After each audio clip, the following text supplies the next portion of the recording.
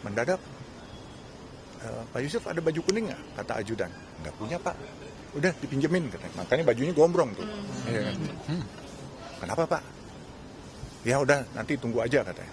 Tahu-tahu datang teman-teman dari PSI. Terus saya mendadak dipanggil. Terus kamu ditunjuk untuk kalau Pak Kaisang mau, katanya ini wakilnya. Tunjuk apa Pak wakilnya? Oh, wakil gubernur, saya bilang.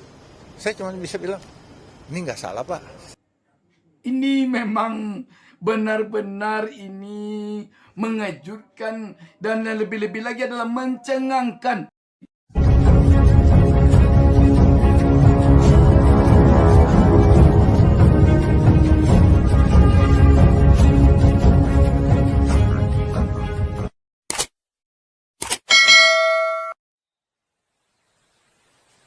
Jangan lupa subscribe. Jangan lupa subscribe. Assalamualaikum warahmatullahi wabarakatuh. Jumpa lagi dengan saya Bustaminarda, sahabat BN.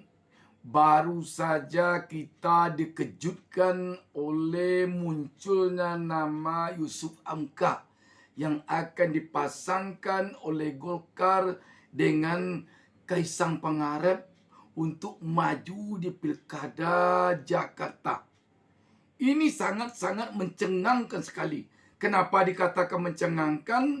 Memang sangat tiba-tiba. Yang selama ini kita dengar Kaisang akan berpasangan dengan Ridwan Kamil, mantan Gubernur Jawa Barat, untuk maju di Pilkada Jakarta melawan Anies Baswedan. Itu yang kita dengar selama ini. Tetapi ini tanpa babi bu. Lantas kita lihat di layar televisi Yusuf Hamka yang lebih dikenal dengan Baba Alun yang adalah raja jalan tol ini tiba-tiba pakai baju kuning yang agak kedodoran lengannya kelihatannya. Di kantor DPP Golkar. Dan di sana diumumkan bahwa dia dipasangkan dengan Kaisang Pangarep untuk maju di Pilkada Jakarta. Biasanya, jangankan untuk Pilkada Jakarta, kota metropolitan yang sebesar ini dan sekomplit ini persoalannya, untuk provinsi-provinsi lain saja, siapa yang akan maju, dulu-dulu hari, anginnya sudah kelihatan, bisik-bisiknya sudah kedengaran. Tapi ini benar-benar tanpa ada aba-aba sama sekali. Tiba-tiba muncul Baba Alun akan maju di Jakarta berpasangan dengan putra bungsu Joko Widodo ini. Tentu saja yang ditakutkan jangan sampai rakyat Jakarta bagaikan orang membeli kucing dalam karung. Tanpa ada pemberitahuan, tanpa ada aba-aba, tiba-tiba muncul pilih ini. Sahabat BN, sesungguhnya apa yang terjadi ini? Apakah memang sejak dulu-dulu hari Baba Alun ini telah dipersiapkan untuk maju di Pilkada Jakarta, tetapi sangat dirahasiakan kemunculannya. Dan pada momen di DPP Golkar kemarin itu dianggap itu adalah kemunculan yang sangat tepat. Apakah begitu? Ataukah memang tiba-tiba tanpa sama sekali jauh hari sebelumnya diberitahu kepada Baba Alun? Mari kita dengarkan penjelasan Baba Alun ini. Ya Pak, respon sedikit Pak. Ya, diisikan jadi wakil Kaisang, gimana responnya Pak? Gini. Saya bukan bicara soal wakil. Saya cuman hari itu saya ceritakan aja ya, kenapa terus sampai ke situ. Yang lain saya belum berpikir untuk apa. Hari tanggal 11 itu saya makan siang, diundang oleh Ketua Umum Golkar di kantor beliau. Terus saya ditanya, ini bagaimana ya Jakarta, kemacetan, banjir, Terus apa sih kira-kira kamu kan pelaku infrastruktur. Saya bilang, Pak, kami sedang membangun Harbor Route 2. Itu mengurai kemacetan dari Pelabuhan Tanjung Priuk sampai ke Pluit, bahkan sampai ke Cengkareng. Sebab nanti setelah Harbor Route 2, kami juga mendapatkan tugas lagi untuk Pelura yaitu Pluit Bandara. Jadi kami bikin tol di sana. Terus dia tanya, kira-kira bagaimana mengurai kemacetan yang paling bagus? Saya bilang, Pak, kalau mau mengatasi kemacetan, ini masalah nyali. Nyali apa? Berani apa enggak? Kenapa? Karena kalau mau mengurai kemacetan, mobilnya diproduksi bertambah, jalannya enggak produksi bertambah. Enggak seimbang. Jadi bagaimana kalau menurut kamu? Saya bilang, Pak, kalau menurut saya, coba kita bandingkan dari Semanggi, Sahid Hotel depan, kita mau menuju ke Jalan Tamrin, itu di bundaran Hotel Indonesia, kita bisa stuck 30 menit, 40 menit. Bagaimana enggak menguras energi? Menguras bahan bakar, menguras energi, capek kadangkala. Buat orang-orang tua seperti saya, kepengen ke kamar kecil atau apa, itu bisa stuck di sana. Kenapa sih enggak dibangun flyover? Ini pasti mungkin pada ewu pakewu terhadap pemilik gedung. Karena pasti akan merusak keindahan. Sebenarnya bisa disiasati, saya bilang, Pak. Tidak perlu merusak keindahan. Jalan tetap ada, apakah flyover, apakah BUMD, itu kan bisa ditugaskan bikin jalan tol. Karena APBD 96 triliun. Lebih dari cukup, saya bilang. Saya cerita kepada begitu beliau. Terus dia tanya, bagaimana soal sampah? Oh, soal sampah gampang, Pak. Saya sudah mulai. Apa soal sampah kamu mulai? Saya budidaya belatung. Maggot namanya. Nah, itu maggot, sampah-sampah itu ibu-ibu rumah tangga tidak akan dibuang lagi. Mereka akan kelola jadi maggot. Nah, maggotnya itu dibeli 4.500 per kilo. Jadi ibu-ibu rumah tangga bisa. Dan kita sudah mulai di kolong jalan tol kita. Kemarin kita bikinin tempat-tempatnya. Insya Allah akhir bulan ini jadi. Jadi kita budidaya belatung. Jadi ibu-ibu rumah tangga yang punya sampah, itu sampahnya akan dimakan oleh belatung-belatung itu. Nah, itu saya ditanya soal sampah. Lalu terus soal kemacetan. Terus dia bilang, bagaimana kira-kira warga Jakarta? Warga Jakarta ini, Pak, semuanya harus pakai kendaraan pribadi saat ini. Kenapa? Karena angkutan umumnya belum nyaman. Walaupun sudah ada MRT, LRT, ya kan, sudah ada busway, harus dibikin yang lebih baik. Bagaimana bikin baik? Pak, shelter-shelternya coba dibikin kayak tempat shelter bus. Pasti, Pak, orang-orang berdasi itu semua pada mau kok naik busway, naik MRT, naik apa semua. Nanti dibikin bus-bus itu. Warga Jakarta, kalau perlu APBD banyak, subsidi, transportasi gratis, kesehatan gratis, nggak ada lagi iuran BPJS, sekolah gratis. Ini kan warga kita, rakyat kita, saya bilang gitu. Kita sampai segitu. Saya pulang, kan jam 1:30 saya udah pulang ke kantor. Tahu-tahu saya dapat telepon jam 2:30. Saya diminta datang ke DPP Golkar. Saya bilang, kenapa lagi, Pak? Ajudan yang telepon. Ya udah, saya bilang saya berangkat datang ke DPP Golkar. Jam 4 saya datang. Di sana sudah ada pengurus Golkar lengkap. Coba ceritain lagi konsep kamu ini. Saya ceritakan. Terus mereka rapat, saya nunggu di luar. Mendadak, Pak Yusuf ada baju kuning nggak? Kata ajudan. Nggak punya, Pak. Udah dipinjemin, katanya. Makanya bajunya gombrong tuh. Ya, kan? Kenapa, Pak? Ya udah, nanti tunggu aja, katanya. Tahu-tahu datang teman-teman dari PSI. Nah, begitu teman-teman PSI, Pak Ketua Umum dengan Mas Kaisang masuk ke dalam kamar. Berdua, terus saya tunggu di depan. Tahu-tahu sudah keluar memperkenalkan semua. Terus saya mendadak dipanggil. Terus kamu ditunjuk untuk kalau Pak Kaisang mau, katanya ini wakilnya. Tunjuk apa Pak wakilnya? Oh, wakil gubernur, saya bilang. Saya cuma bisa bilang, ini nggak salah, Pak.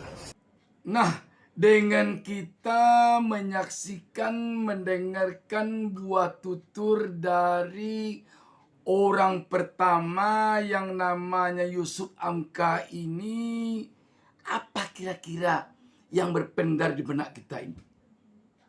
Ini untuk kota, provinsi, sebesar Jakarta ini. Dia hanya bicara ketika ditanya tentang macet dan tentang sampah. Lantas dia pulang. Tak lama kemudian ditelepon lagi untuk kembali lagi ke kantor Golkar. Sesampai di sana dia disuruh bicara lagi. Menunggu di luar. Ditanya ada baju kuning atau tidak. Dia tidak ada baju kuning. Dipinjamin baju kuning yang lengannya kedodoran. Lantas dikatakan dia diperintah.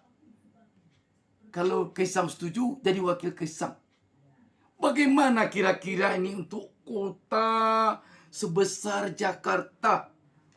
Kalau pemimpinnya nanti prosesnya untuk maju memimpin Jakarta seperti ini. Bagaimana kira-kira? Saya beranggapan pertama yang jadi calon gubernurnya Pak Yusuf Angka ini. Agak kuat juga hati kita ini. Ini Pak Yusuf Angka jadi wakilnya Kaisang. Coba kira-kira. Tetapi sahabat BN, kita memang cukup prihatin dengan proses politik seperti ini. Untuk kota sebesar Jakarta ini. Sahabat BN, tentu kita berharap para elit kita di dalam menyodorkan tokoh-tokoh yang akan memimpin rakyat. Tentu kita tidak ingin sembarang sodorkan aja. Tentu kita ingin perlu benar-benar penuh pertimbangan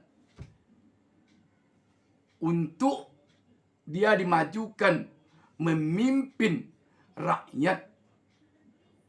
Ini kita di Indonesia. Di Indonesia ini tidak sama dengan di negara Amerika atau di negara-negara maju lainnya yang peranan dari pemerintah ini oleh rakyatnya hanya sebagai fasilitator. Di Indonesia ini peranan pemerintahnya benar-benar untuk eksekutor. Bukan hanya sekadar fasilitator. Negara kita bukan negara yang sudah maju. Yang rakyatnya sudah mandiri. Sahabat BN. Benar-benar kita menginginkan partai-partai yang ada di negara kita ini di dalam memajukan tokoh. Baik kadernya maupun tidak kadernya. Untuk menjadi pemimpin di suatu provinsi, di suatu kabupaten kota, benar-benarlah hendaknya penuh perencanaan.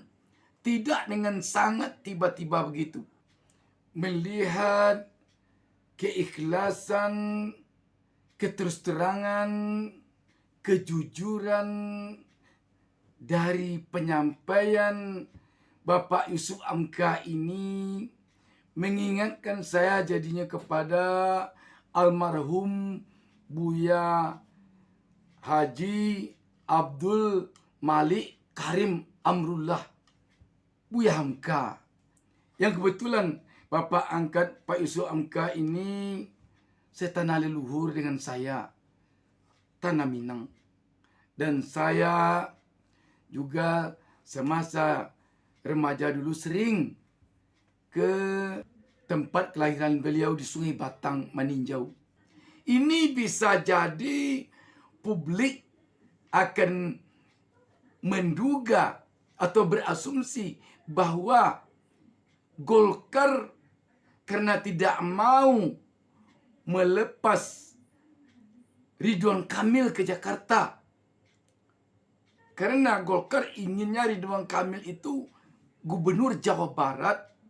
Maka ketika Partai Gerindra ingin Ridwan Kamil ke Jakarta berpasangan dengan Kaisang, maka Golkar mencarikan dengan cara sangat mendadak begini kader Golkar yang lain yang namanya Yusuf Angka.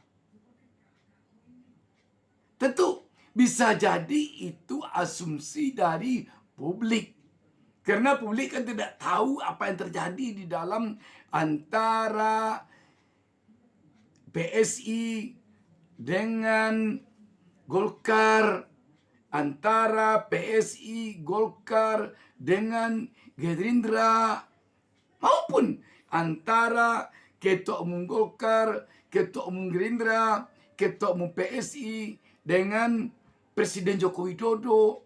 Kan kita rakyat biasa tidak tahu sama sekali. Kita hanya bisa menduga-duga, berasumsi. Bisa jadi asumsi publik kepada seperti yang saya sampaikan tadi. Kalau memang itu benar, sungguh mengecewakan sekali tentunya bagi rakyat Jakarta. Sodoran calon pemimpin untuk memimpin mereka tanpa persiapan dari yang akan maju, terutama dari Babak Alun sendiri. Dan dengan Kaisang pun kita jadi kasihan jadinya.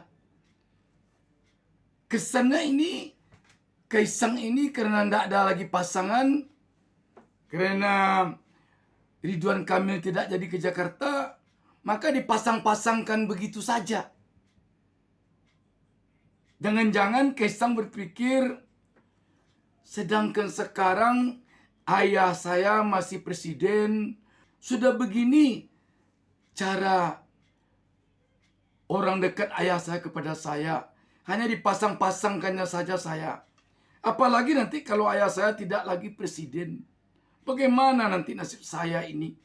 Jangan-jangan begitu hati kecil Kaisang bicara. Lagi pula satu hal yang mungkin agaknya perlu menjadi pertanyaan bagi kita.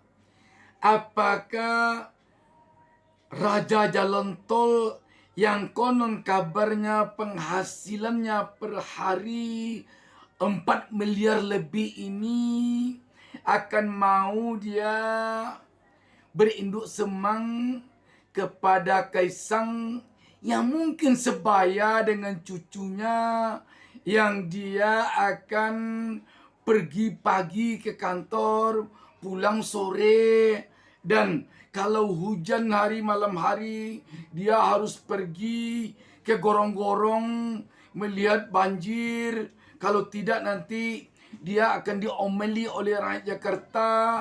Apakah mau dia begitu menyusah-nyusahkan dirinya dalam usia yang sudah setua sekarang ini?